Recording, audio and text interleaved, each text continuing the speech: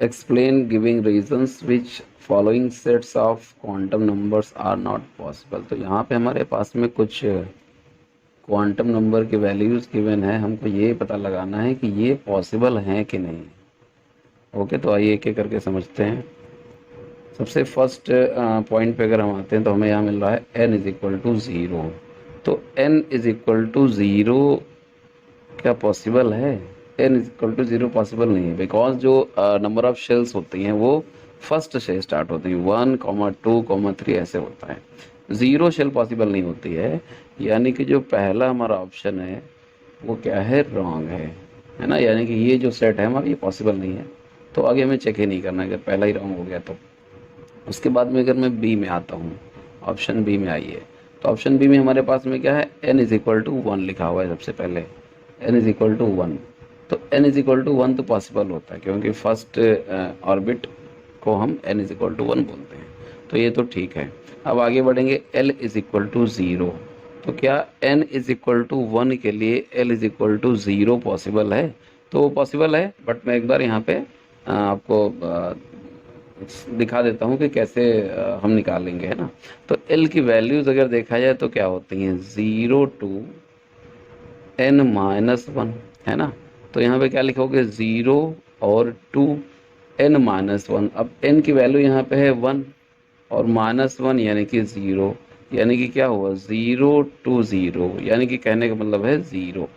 तो n is equal to one के लिए l की वैल्यू 0 पॉसिबल है, यानी कि ये भी हमारा क्या है? करेक्ट है। पहले वाला भी करेक्ट है, फिर ये भी करेक्ट है। अब आते हैं m is equal to zero. तो क्या m is equal to zero possible है? तो आइए चेक करते हैं। तो अगर मैं देखता हूँ कि l इज इक्वल टू हमने निकाला हुआ है ज़ीरो, है ना। तो m l is equal to zero के लिए m की क्या वैल्यूज़ हो सकती हैं? अब l is equal to zero का मतलब क्या होता है? इसका मतलब होता है, जैसे यहाँ पे मैं लिखता हूँ SPDF, यहाँ पे मैं लिखूँगा 0 1 2 3, है ना। तो अगर आया है ज़ीरो, हमारी वैल्यू है किसकी? एल की। एल का मतलब ज़ीरो, यानी कि एस सबसेल है यहाँ पे हमारे पास में। और आपको पता है कि एस सबसेल में एक ही ऑर्बिटल होता है। तो अगर मैं एम की वैल्यूज़ निकालने के लिए जाऊँगा तो यहाँ पे क्या करूँगा? एक एस ऑर्बिटल ही है, और अगर एक ही ऑर्बिटल होगा तो उसके लिए एम की वैल्यू क्या हो जाएगी? ज़ीरो हो जाएगी। मान लीजिए यहाँ पे 3 ऑर्बिटल होते हैं, मान लीजिए फॉर एग्जाम्पल के लिए यहाँ पे पी सबसेल थी मान लीजिए, है ना। तो पी सबसेल अगर होती तो यहाँ पे आप लिखते ज़ीरो, यहाँ पे अपना +1 आता, यहाँ पे -1 आता, है ना। तो m के लिए 3 वैल्यूज़ हो जाती, +1 0 -1। लेकिन यहाँ पे आपके पास में एक ही सबसेल होने की वजह से, एस सबसेल होने की वजह से उसमें एक ही ऑर्बिटल होगा, तो m की वैल्यू 0 पॉसिबल है, यानी कि हमारा थर्ड ऑप्शन भी क्या है? करेक्ट है। तो ये भी करेक्ट है। उसके बाद में एस की वैल्यू, यानी कि स्पिन क्वांटम नंबर की वैल्यू -12 तो हो ही सकती है, क्योंकि स्पिन क्वांटम नंबर की वैल्यू 2 ही होती हैं, या क्या होगा? +12 या फिर क्या हो जाएगा? -12। यानी कि हमारा जो बी ऑप्शन है वो क्या है? पूरी तरीके से करेक्ट है, ये पॉसिबल है। सी ऑप्शन पे आते हैं। तो सी ऑप्शन में अगर आप जाओगे तो सबसे पहले आपको क्या मिल रहा है? n is equal to one. तो n is equal to one तो पॉसिबल है ना, क्योंकि ऊपर भी पॉसिबल था और फर्स्ट से शुरू ही होता है। अब n is equal to one के लिए l की वैल्यू क्या है? 1। तो आइए चेक करते हैं क्या ये पॉसिबल है।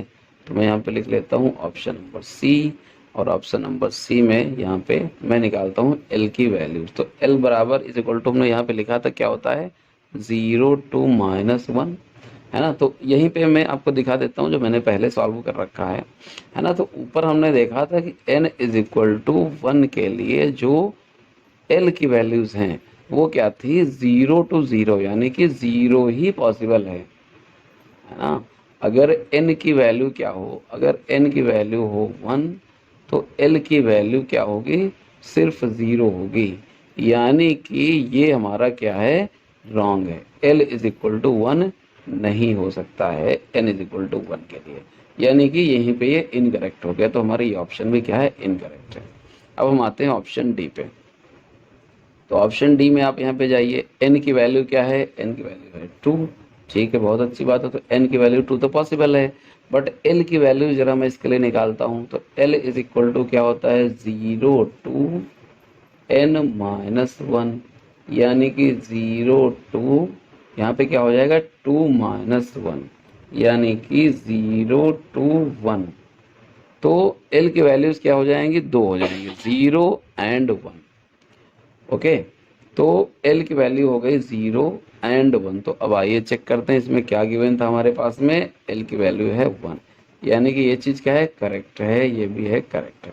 अब आइए एम की वैल्यू दिया हुआ है 0, तो क्या एम की वैल्यू 0 पॉसिबल है, तो एक चीज़ हमेशा याद रखिए कि एम की वैल्यू 0 हमेशा ही पॉसिबल होती है, किसी भी सबसेल के लिए हो।